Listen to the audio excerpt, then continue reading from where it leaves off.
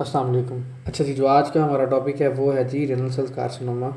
इसमें भी mostly question आ जाते हैं। इसका एक ट्राइएड होता है, 3 फीचर होते हैं जो इसके मोस्ट इंपॉर्टेंट हैं। वो एग्जामिनर मेंशन कर देता है कौन से क्वेश्चन में इसमें ये फीचर हैं बताएं जी। क्या साथ वेट लॉस की हिस्ट्री मेंशन कर देगा जो एज यूजुअल हर कैंसर में होती है। ठीक है, सबसे पहले जो हम स्टार्ट करेंगे इसकी टाइप में वो जिससे रेनल सेल कार्सिनोमा। आपको सबसे पहले रेनल सेल कार्सिनोमा में पता नहीं कि ये most common type of cancer in kidney है। ठीक है, most common type of cancer in kidney पूछ सकता है, वो कौन सा है। तो इसका आंसर क्या होगा? Renal cell carcinoma. ठीक है, अच्छा अब रेनल सेल कार्सिनोमा की भी ना आगे टाइप्स हैं। ठीक है, मतलब कि इसको हिस्टोलॉजी पे अगर देखा जाए ना तो इसकी डिफरेंट टाइप्स हैं। पूछ सकता है हिस्टोलॉजिकल इसकी पिक्चर में कितनी टाइप्स हैं। सबसे पहले इसमें हम देखते हैं जी क्लियर सेल कार्सिनोमा देखते हैं। ठीक है, इसकी टाइप्स में आते हैं क्लियर सेल कार्सिनोमा। ठीक है, ये आपकी बुक में मेंशन नहीं है, मेंशन कर लीजिएगा।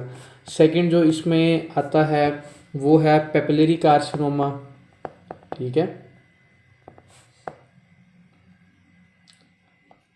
थर्ड जो हिस्टोलॉजिकल इसकी टाइप में आता है वो है क्रोमोफोब कार्सिनोमा। और चौथा कौन सा होगा इसमें? Collecting duct carcinoma. ठीक है, ये उसके नाम से ही उसने ट्यूब्यूल्स के नाम से कैंसर बताए हुए हैं। ठीक है, ये सारी इसकी हिस्टोलॉजी में पढ़ेंगे इसके ना कैंसर में। जब हम किडनी की हिस्टोलॉजी पढ़ेंगे उसके अंदर इसकी डिटेल बाकी मेंशन होगी। लेकिन आपने जो इसमें याद रखना है कि इसकी हिस्टोलॉजिकल टाइप भी होती हैं। वो कलेक्टिंग डक्ट कार्सिनोमा हो सकते हैं, क्रोमोफोब कार्सिनोमा हो सकते हैं, पेपिलरी कार्सिनोमा हो सकता है। ठीक है, अच्छा अब चलते हैं जी हम अपने टॉपिक की तरफ, रेनल सेल कार्सिनोमा की तरफ।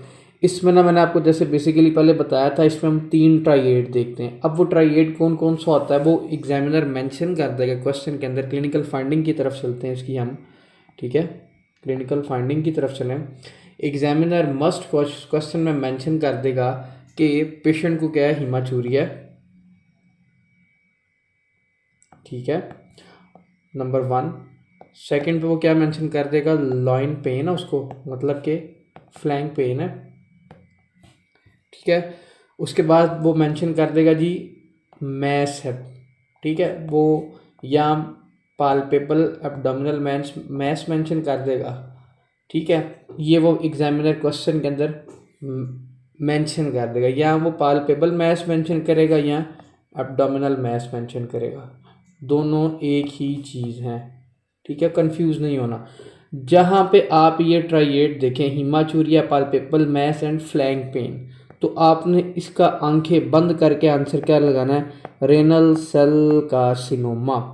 ठीक है, साथ प्लस कैंसर के कुछ फीचर मेंशन कर देगा जी, पेशेंट के अंदर वेट लॉस भी है। ठीक है, ये सारे कैंसर को इंडिकेट करते हैं।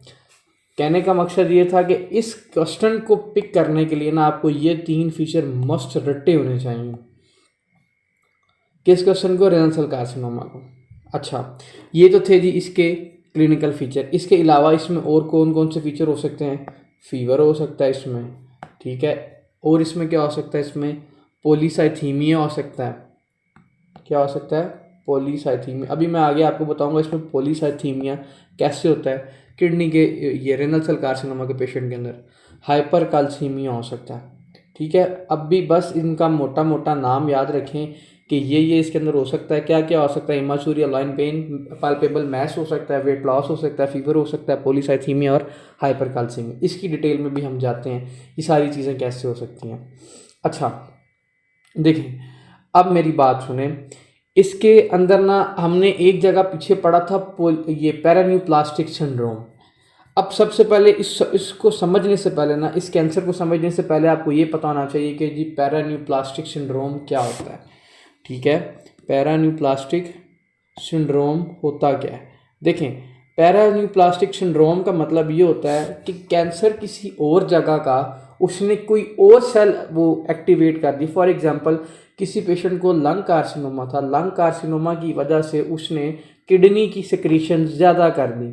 ठीक है, मतलब कि एसोसिएट करके कैंसर किसी और जगह का और लेवल किसका इंक्रीज कर सेल्स का? दूसरे सेल्स का। इसको हम क्या कहते हैं जी? पैरान्यूप्लास्टिक सिंड्रोम कहते हैं। अच्छा, सबसे पहले मैंने इसमें आपको क्या फीचर बताया था कि पेशेंट को क्या हो सकता है? पॉलीसाइथीमिया हो सकता है। ठीक है, अब देखें जी, पॉलीसाइथीमिया कैसे हो सकता है? किसी को ईपीओ जीन किसी का ज़्यादा स्टिमुलेट हो रहा है, फॉर एग्जांपल किस पेशेंट को था कैंसर, आप वो कह लें स्मॉल लंग कार्सिनोमा था, स्क्वेमस सेल कार्सिनोमा था लंग्स का, उसकी वजह से ईपीओ जीन को ज़्यादा से ज़्यादा स्टिमुलेशन मिली। जब ईपीओ जीन को ज़्यादा से ज़्यादा स्टिमुलेशन मिली किसी और कैंसर के सेल्स के थ्रू, ईपीओ जीन ज़्यादा से ज़्यादा स्टिमुलेट हुआ, इसने किसकी प्रोडक्शन कर दी? एरिथ्रोपोइटिन की प्रोडक्शन कर दी। ठीक है, अब देखें जब एरिथ्रोपोइटिन प्रोड्यूस होता है ये क्या करता है? ये मैसेज देता है जाके किसको? बोन मैरो को। बोन मैरो को मैसेज देगा और वहाँ से क्या प्रोड्यूस करेगा? आरबीसीज। और इसको हम क्या कहते हैं? Secondary polycythaemia. ठीक है, सेकेंडरी पॉलीसाइथीमिया। कैसे? मैंने आपको बताया, फॉर एग्जांपल पेशेंट को कैंसर था लंग्स का, लंग्स के कैंसर की वजह से उसको ईपीओ जीन का ज़्यादा से ज़्यादा मैसेज मिला, कैंसर किसी और जगह का स्टिमुलेट किसी और को कर रहा है। ठीक है, ईपीओ जीन को ज़्यादा से ज़्यादा मैसेज मिला, ईपीओ जीन ज़्यादा एक्टिवेट हुआ, एरिथ्रोपोइटिन का लेवल ज़्यादा, बोन मैरो को ज़्यादा मैसेज मिला, आरबीसी ज़्यादा प्रोड्यूस हुआ, तो क्या पेशेंट को हो गया? सेकेंडरी पॉलीसाइथीमिया हो गया। ठीक है, ये तो हमने देख लिया जी पॉलीसाइथीमिया कैसे होता है। अब देखें इसमें मैंने आपको दूसरा फीचर क्या बताया था, सेकेंड वन कौन सा मैंने मेंशन किया था? Hyper calcaemia. अब देखते हैं जिसमें हाइपर कैल्सीमिया कैसे होता है। फॉर एग्जांपल आप ले लें पेशेंट को कैंसर था किसका? स्क्वेमस सेल कार्सिनोमा था। ठीक है, स्क्वेमस सेल कार्सिनोमा। अब देखें स्क्वेमस सेल कार्सिनोमा अगर पेशेंट को हो ना, लंग कैंसर है ये। ठीक है, जब पेशेंट को स्क्वेमस सेल कार्सिनोमा होता है इसने ज़्यादा से ज़्यादा सिक्रीशन किसकी करनी होती है? पैराथोराइड हार्मोन की ज़्यादा से ज़्यादा सिक्रीशन करनी होती है। ठीक है, पैराथोराइड हार्मोन रिलीजिंग हार्मोन। ठीक है, ज़्यादा से ज़्यादा इसने पैराथोराइड हार्मोन की सिक्रीशन की, पैराथोराइड हार्मोन ज़्यादा से ज़्यादा एक्सक्रीट हुआ। पैराथोराइड हार्मोन का क्या फंक्शन होता है? किसकी रिटेंशन करवाना बॉडी में? किस कैल्शियम, किस आयन की एब्जॉर्प्शन कराना? कैल्शियम की। ठीक है, पेशेंट के ज़्यादा से ज़्यादा उसने कलेक्टिंग डक्ट से किसकी एब्जॉर्प्शन करवाना शुरू कर दी? कैल्शियम की। तो पेशेंट को क्या हो सकता है जी? हाइपर कैल्सीमिया हो सकता है। मेंशन मैंने यहाँ पे क्या बात की कि कैंसर किसी और जगह का, उसने आगे स्टिमुलेट किसी और को किया और उसकी वजह से क्या हो गया? हाइपर कैल्सीमिया हो गया। दूसरी बात, पेशेंट के अंदर हाइपरटेंशन भी हो सकती है। अगेन पैरान्यूप्लास्टिक सिंड्रोम, पेशेंट को पैरान्यूप्लास्टिक सिंड्रोम की वजह से क्या होगा? हमने रेनल को इसने स्टिमुलेट किया, अब आपको पता रास सिस्टम एक्टिवेट होगा, सारा वही वन एंजियोटेंसिन 1 आगे चेंज होता है एंजियोटेंसिन 2 में with the help of angiotensinogen enzyme. ठीक है, वो फिर सारा वही सिंपैथेटिक एक्टिवेट करता है, सेंटर एक्टिवेट करके क्या करवा देता है? हाइपरटेंशन करवा देता है। ये सारा फिजियोलॉजी का पार्ट था रास मैकेनिज्म। रास मैकेनिज्म अपने माइंड में रिपीट करें, वो सेम उस तरह इसकी क्या करवा देगा? हाइपरटेंशन करवा देगा।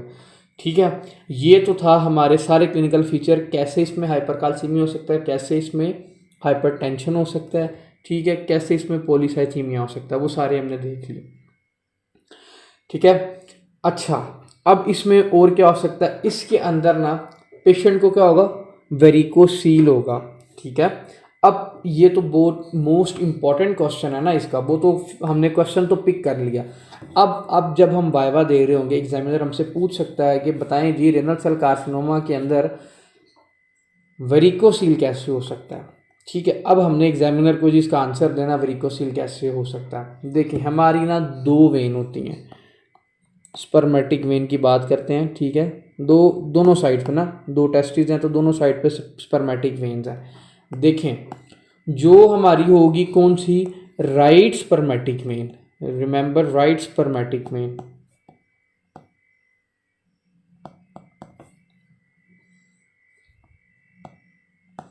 वो डायरेक्टली ड्रेन करती है किसमें? Directly drain into inferior vena cava. Remember this point, that is very important points. Right spermatic vein drain into the inferior vena cava. यही MCQs है कि देखें हमें फॉर एग्जाम्पल कोई पेशेंट है रेनल सेल कार्सिनोमा के अंदर, how is that possible? Left side varicocele will be the seen in that conditions and right side will be not seen. That's the exact answer, because right spermatic when directly drain into the inferior vena cava. ये भी आपने point याद रखना। अब मैं बात करता हूँ लेफ्ट की, फिर मैं आपको बताता हूँ लेफ्ट में कैसे हो सकता है क्या वेरिकोसील। देखें लेफ्ट साइड पे वेरिकोसील ऐसे हो सकता है, लेफ्ट साइड पे ना देखिए जो हमारी लेफ्ट स्पर्मेटिक वेन है, लेफ्ट स्पर्मेटिक वेन हमारी ड्रेन करती है drain into left renal when, remember this point. ठीक है, हमारी किधर करती है ड्रेन, लेफ्ट रेनल वेन के अंदर करती है। अब देखें, जब फॉर एग्जांपल किसी पेशेंट के अंदर क्या होगा, रेनल सेल कार्सिनोमा हो गया। जब पेशेंट के अंदर रेनल सेल कार्सिनोमा होगा तो उसके सेल क्या करेंगे, ज़्यादा से ज़्यादा डिवाइड करेंगे, ज़्यादा से ज़्यादा प्रोलिफरेट करेंगे। जब उसकी सेल ज़्यादा से ज़्यादा प्रोलिफरेट करेंगे तो वो रेनल वेन को क्या कर देंगे, कॉम्प्रेस कर देंगे। ठीक है, जब वो रेनल वेन को कंप्रेस कर देंगे, ब्लॉक कर देंगे, तो इसकी वजह से क्या होगी कि रेनल वेन की सही तरह, लेफ्ट रेनल वेन की ड्रेनेज नहीं होगी। जब लेफ्ट रेनल वेन की ड्रेनेज नहीं सही तरह होगी तो मुझे आप बताएं, तो जो लेफ्ट स्पर्मेटिक वेन से ब्लड आ रहा था, क्या वो सही तरह लेफ्ट रेनल वेन के अंदर ड्रेन कर सकता है? Definitely it's not possible. ठीक है, वो लेफ्ट स्पर्मेटिक वेन में ड्रेन नहीं कर सकता। तो हमें लेफ्ट साइड वेरिकोसील मिल सकता है, डेफिनेटली हमें लेफ्ट साइड वेरिकोसील इस पेशेंट के अंदर मिल सकता है। And that's the answer of that question कि एग्जामिनर पूछ सकता है कि वेरिकोसील कैसे होता है, किसके अंदर, इसके अंदर रेनल सेल कार्सिनोमा के अंदर। ठीक है, और ये वेरिकोसील होता क्या है, एनलार्जमेंट ऑफ वेन्स होती हैं किसके अंदर, टेस्टिस के अंदर। ठीक है, मैं आपको वेरिकोसील को भी बता दूं ना, वेरिकोसील होता क्या है, वेन्स की एनलार्जमेंट हो जाती है किसके अंदर, टेस्टिस के अंदर। अब देखें जी, left renal spermatic vein drain नहीं करेगी लेफ्ट रेनल वेन के अंदर, ब्लड ज़्यादा से ज़्यादा एक्यूमुलेट होना स्टार्ट हो जाएगा किसके अंदर, टेस्टिस के अंदर। तो हम इसको क्या कहते हैं, लेफ्ट साइडेड वेरिकोसील बोलते हैं। और यही इसका, इस क्वेश्चन का एग्जाम वो था, आंसर था। अच्छा, अब ये किसी ना और डिजीज़ के साथ भी एसोसिएट कर सकती है। फॉर एग्जांपल वॉन हिप्पल-लैंडू सिंड्रोम के साथ भी ये क्या कर सकती है, डिजीज़ के साथ क्या कर सकती है, एसोसिएट कर सकती है। अब किसी पेशेंट का वॉन हिप्पल-लैंडू डिजीज़ है, ठीक है, उसके अगर किसी को ये वाली डिजीज़ है ना, वॉन हिप्पल-लैंडू डिजीज़, उसके अंदर रेनल सेल कार्सिनोमा के चांसेस ज़्यादा से ज़्यादा क्या होंगे, इंक्रीज हो जाएंगे। ठीक है, ये भी आपने याद रखना। और अब वो पूछ सकता है किस क्रोमोसोम की डिलीशन होती है रेनल सेल कार्सिनोमा के अंदर, तो आपने याद रखना है कि क्रोमोसोम नंबर 3 की डिलीशन होती है। ये भी एमसीक्यूज आ सकता है कि किस क्रोमोसोम की डिलीशन होके रेनल सेल कार्सिनोमा हो सकता है, and that's the chromosome number 3। ठीक है, क्रोमोसोम 3 की डिलीशन होगी तो क्या हो सकता है, रेनल सेल कार्सिनोमा पेशेंट के अंदर हो सकता है। अच्छा, ये तो सारे थे, हमने से क्लिनिकल फीचर देख लिए। अब इसके चलते हैं जी, हमें पता कैसे चलेगा कि पेशेंट को रेनल सेल कार्सिनोमा होगा। क्लिनिकल फीचर तो हमने देख लिए, अब हम इसकी चलते हैं इन्वेस्टिगेशंस की तरफ। ठीक है, हम चलते हैं किसकी तरफ, इसकी इन्वेस्टिगेशन की तरफ। इन्वेस्टिगेशन में सबसे पहले आपने याद रखना है, हमने सबसे बेस्ट इनिशियल टेस्ट क्या करवाना है, अल्ट्रासाउंड करवाना है। ठीक है, ये क्या करेगी, ये सिस्ट को डिफ्रेंशिएट करेगी किससे, कैंसर से। याद रखना है कि ये दोनों को डिफ्रेंशिएट करेगी, किसको, सिस्ट को डिफ्रेंशिएट करेगी कैंसर से, ट्यूमर से। ठीक है, या ट्यूमर क्या लें, कैंसर क्या, उससे डिफ्रेंशिएट करेंगे। इसीलिए हमने ये बेस्ट इनिशियल टेस्ट कंसिडर किया है, किसको, अल्ट्रासाउंड को। और इसमें क्या कर सकते हैं, सिटी स्कैन कर सकते हैं, किसका, चेस्ट का। क्यों, क्योंकि अगर फॉर एग्जांपल किसी को स्क्वेमस सेल कार्सिनोमा था, स्मॉल लंग कार्सिनोमा था, उसकी ही वजह से उसको पैरान्यूप्लास्टिक सिंड्रोम हुआ, पैरान्यूप्लास्टिक सिंड्रोम की वजह से भी रेनल सेल कार्सिनोमा हो सकता है। ठीक है, इसीलिए हम क्या करेंगे, सिटी करेंगे किसका, चेस्ट का और एब्डोमेन का। ओके, हम क्या करेंगे, एब्डोमेन का और चेस्ट का सिटी स्कैन करेंगे। अच्छा, ये तो दो थे, हमने टेस्ट इसके कर लिए, कौन कौन से। फिर हमें इसमें यूरिन एनालिसिस वगैरह भी करेंगे, उसमें हमें प्रोटीन यूरिया का पता चलेगा, फिर हीमाचूरिया का पता चलेगा, ऑल दैट सेम जो हमने पीछे पढ़ा था। ठीक है, अच्छा, अब बात करते हैं जी इसके ट्रीटमेंट की। ठीक है, अब इसमें ट्रीटमेंट हम क्या देंगे। अब फॉर एग्जांपल किसी पेशेंट को हो गया ट्यूमर, हो गया ना किडनी का, रेनल सेल कार्सिनोमा हो गया, तो हम इसमें क्या करेंगे, नेफ्रेक्टमी कर देंगे, उसकी किडनी को ही क्या कर देंगे, रिमूव, ताकि वो आगे फैल ना जाए। नेफ्रेक्टमी कर दी, रेडिकल नेफ्रेक्टमी, रेडिकल मतलब कंप्लीट उसका एक साइड का, अगर फॉर एग्जांपल लेफ्ट साइड थी तो उसकी लेफ्ट साइड उड़ा दी हमने। ठीक है, लेप्रोस्कोपिकली करते हैं। अच्छा, ये तो थी रेडिकल कंप्लीट। दूसरी हम इसमें क्या कर सकते हैं, पार्शियल नेफ्रेक्टमी कर सकते हैं। पार्शियल नेफ्रेक्टमी में पता है आपको क्या होता है, पार्शियल नेफ्रेक्टमी के अंदर हम लेस देन 4 सेंटीमीटर छोड़ देते हैं, किसको, किडनी को। ठीक है, बाकी सारी किडनी उड़ा देते हैं इस पेशेंट के अंदर। अगर फॉर एग्जांपल 4 सेंटीमीटर से कम ट्यूमर है ना, या आप इसको इस तरह कंसिडर कर लें, 4 सेंटीमीटर से कम अब एक ट्यूमर है, तो उस पेशेंट के अंदर हम क्या करते हैं, पार्शियल नेफ्रेक्टमी कर देते हैं। ठीक है, आप समझ में आ गई ये वाली बात कि पार्शियल नेफ्रेक्टमी हम किस में करते हैं। अगर फॉर एग्जांपल कितना है ट्यूमर, लेस देन 4 सेंटीमीटर अभी, तो इसमें क्या करते हैं हम, नेफ्रेक्टमी कर देते हैं। ठीक है, बस इसमें यही था, ये हमारा सर्जिकल वो था ट्रीटमेंट। अब बात करते हैं जी मेडिकल ट्रीटमेंट, हम इसमें क्या क्या दे सकते हैं, फार्माकोलॉजिकल ट्रीटमेंट क्या दे सकते हैं। इसमें हम ना टायरोकाइनेज इनहिबिटर देंगे। उसमें कौन कौन सी ड्रग आ सकती है, सुटेनिब आ सकती है, ये भी ये फार्माकोलॉजिकल ट्रीटमेंट है, ये भी पूछ लेते हैं। ये सुटेनिब आ सकती है और पैजोपनिब आ सकती है। ठीक है, ये किसको इनहिबिट कर देंगे, टायरोकाइनेज को इनहिबिट कर देंगे। ठीक है, ये बस आपने इसमें ये मतलब कि इसका फार्माकोलॉजिकल ट्रीटमेंट था, ये हम इसमें देना होता है। ठीक है, इसमें ये कीमोथेरेपी और रेडियोथेरेपी एज मच इफेक्टिव नहीं होती जितने कि बाकी ट्यूमर्स के अंदर होती है।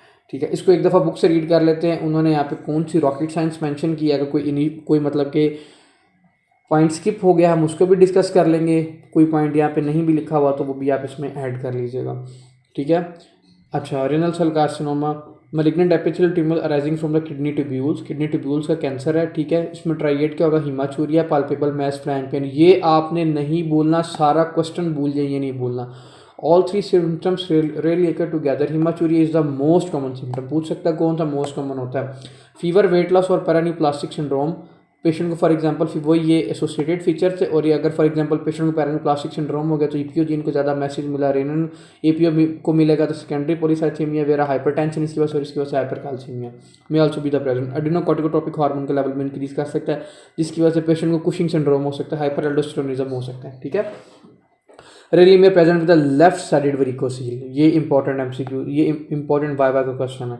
Involvement of the left renal vein by the carcinoma, block drainage of the left spermatic vein leading to the varicocele. वही बात जो मैंने आपको बताई थी, वो लेफ्ट स्पर्मेटिक वेन ड्रेन ही नहीं कर सकेगी लेफ्ट रेनल वेन के अंदर, ठीक, क्योंकि वो ब्लॉक है। राइट स्पर्मेटिक वेन किसके अंदर डायरेक्टली जाती है, इंफीरियर वेना कैवा के अंदर, इसीलिए उसके अंदर क्या, उसके अंदर वेरिकोसील के चांसेस कम है, उसके अंदर वेरिकोसील नहीं हो सकता। Hence right sided varicocele is not seen. MCQs क्यों नहीं देख सकते, क्योंकि वो इंफीरियर वेना कैवा के अंदर जाती है। Gross exam reveal a yellow mass, इसके अंदर किस कलर का मैस देखते हैं हम, येलो मैस देखते हैं। Microscopically the most common variant exhibit clear cytoplasm. अच्छा, हमने पढ़ा था ना कि एक क्लियर सेल्स इसके जो टाइप्स में पढ़ा था, और ये मोस्ट कॉमन होता है, आपने याद रखना है। ठीक है, मोस्ट कॉमन हिस्टोलॉजिकल टाइप कौन सी होती है, क्लियर सेल कार्सिनोमा इसमें होता है। ठीक है, जो हमने शुरू में पढ़ा था जब मैंने आपकी इसकी टाइप्स लिखवाई थी। अच्छा, पैथोजेनेसिस क्या हो सकता है, वॉन हिप्पल लिंडो सिंड्रोम हो सकता है। इसमें ट्यूमर सप्रेसर जीन ये जो होते हैं which lead to the increase the insulin growth factor का लेवल इंक्रीज कर देंगी, और ट्रांसक्रिप्शन फैक्टर भी बढ़ जाएंगे, जिसकी वजह से सेल ज़्यादा से ज़्यादा डिवाइड करेंगे। ट्यूमर 2 तरह के हो सकते हैं, एक हेरिडिटरी हो सकता है और एक स्पोरेडिक हो सकता है। Sporadic tumour classically arise in the adult males, average age is 60 year. जो स्पोरेडिक होगा वो किसके अंदर होगा, बूढ़ो ओल्ड एज के अंदर होगा। ठीक है, और इसकी मोस्ट कॉमन कॉज क्या है, ये सिगरेट स्मोकिंग इसकी मोस्ट कॉमन कॉज है, और अपर पोल ऑफ द किडनी को इन्वॉल्व करता है। और जो हेरिडिटरी होती है वो मतलब कि बच्चों में, यंगर एडल्ट्स में भी हो सकती है और बायलेटरल भी हो सकता है। Von Hippel Lindau disease in autosomal dominant disorder associated with inactivation of the von Hippel Lindau genes leading to increase the risk for the haemangioblastoma of the cerebellum and the renal cell carcinoma. ठीक है, von हिप्पल for example, किसी को von Hippel Lindau disease थी, उसकी वजह से कौन सा रेनल सेल कार्सिनोमा ट्यूमर होगा, hereditary renal cell carcinoma patient के अंदर हो सकता है। यही बात लिखी है। अब उसने यहाँ पे थोड़ा सर्जिकल पॉइंट मेंशन कर दिया, स्टेजिंग उसने मेंशन कर दिया। टी ट्यूमर की उसने बात की, based on the size and involvement of the left involvement of the renal veins occur commonly and increase risk of the haematogenous spread to the lungs and bones. पूछ सकता है कि किस किस के अंदर स्प्रेड हो सकता है ये कैंसर, लंग्स के अंदर हो सकता है और बोन्स के अंदर हो सकता है। ठीक है, ये मेटास्टेसिस बताई है उसने। और लिम्फ नोड कौन से इन्वॉल्व हो सकते हैं, रेट्रोपेरिटोनियल लिम्फ नोड की इन्वॉल्वमेंट हो सकती है। एमसीक्यूज आ सकता है सर्जरी के पेपर में, अगर सर्जरी का उसने एमसीक्यूज पिक किया और सारी चीज़ें मेंशन करके पूछा कि कौन सा most likely lymph node involve हो सकता है, तो आपने बताना है रेट्रोपेरिटोनियल लिम्फ नोड। इसी टॉपिक को हम एक दफ़ा स्टेप 1 से भी पढ़ लेते हैं। पॉलीक्लोनल क्लियर सेल्स, ठीक है, वही बात, क्लियर सेल्स मोस्ट कॉमन होते हैं। Filled with the accumulated lipid and carbohydrate, इसीलिए येलो उसने मेंशन किया था वहाँ पे, often golden yellow due to the lipid content. Originate from the proximal convoluted tubule, अगर इन्वेड द रेनल वेन्स में develop the varicocele if left sided, inferior vena cava के अंदर जाएगी वो राइट साइड वाली होती है। हिमेटोजेनियस स्प्रेड ब्लड के जरिए फैल सकता है। मेटास्टेटिक कहाँ कहाँ फैल सकता है, लंग्स और बोन्स के अंदर फैल सकता है। मैंने ये उसने क्लिनिकल फीचर दे दिए, flank pain, palpable mass, haematuria, classical ये इसका ट्राइएड था जो, एज वेल एज अनीमिया भी इसके अंदर हो सकता है। क्यों अनीमिया हो, क्योंकि पेशेंट को क्या हो रहा है, हिमाचूरिया हो रहा है इसीलिए। Secondary polycythaemia, less common fever, weight loss, बता दिया कैसे होता है। ट्रीटमेंट क्या करेंगे, सर्जरी मेन ट्रीटमेंट, ठीक है। इम्यूनोथेरेपी भी दे सकते हैं इसमें, इपीलीमोमैब दे सकते हैं इसमें, ठीक है। और क्या इसमें क्या कर देंगे, और रेडिएशन और कीमोथेरेपी भी दे सकते हैं। रेजिस्टेंट होगी किस पे, रेडिएशन और कीमोथेरेपी, इसीलिए मैंने आपको पहले पढ़ाते वक्त बताया था कि इतनी इफेक्टिव नहीं होती है, ठीक है। Most common primary renal malignancy, ठीक है। मोस्ट कॉमन किस में होती है, 50 to 70 ईयर ओल्ड एज में होती है। इंसिडेंट टोबैको स्मोकिंग के अंदर बहुत ज़्यादा रिस्क चांसेस होते हैं। क्यों, मैंने आपको जब बताया था ना कि स्क्वेमस सेल कार्सिनोमा, उसकी भी मोस्ट कॉमन टाइप क्या है, हमारी स्मोकिंग है। एसोसिएटेड विद द पैरान्यूप्लास्टिक सिंड्रोम, वही पैराथायरॉइड हार्मोन रिलीजिंग हार्मोन, इसका पेप्टाइड का लेवल इंक्रीज किया, एपीओ का लेवल इंक्रीज किया, एड्रेनोकोर्टिकोट्रोपिक का कर सकता है और रेनल का कर सकता है, ठीक है। क्लियर सेल इसकी मोस्ट कॉमन टाइप है, associated with the deletion of chromosome number 3 MCQs, ठीक है। स्पोरेडिक इनहेरिटेड हो सकती है, और 3 letter chromosome number 3 associated with the von Hippel syndrome. ये बस इसका सारा क्या था, कोई नई बात नहीं लिखी, सारी वही। इसमें अब आपने क्या क्या ऐड करना है, डायग्नोसिस प्लस ट्रीटमेंट, वो मैंने आपको वहाँ पे बता दी। अल्ट्रासाउंड और जो भी चीज़ें हैं वो आपने यहाँ पे ऐड कर लेनी। किसी का भी क्वेश्चन हो तो कमेंट सेक्शन में पूछ सकते हैं। अल्लाह हाफिज़।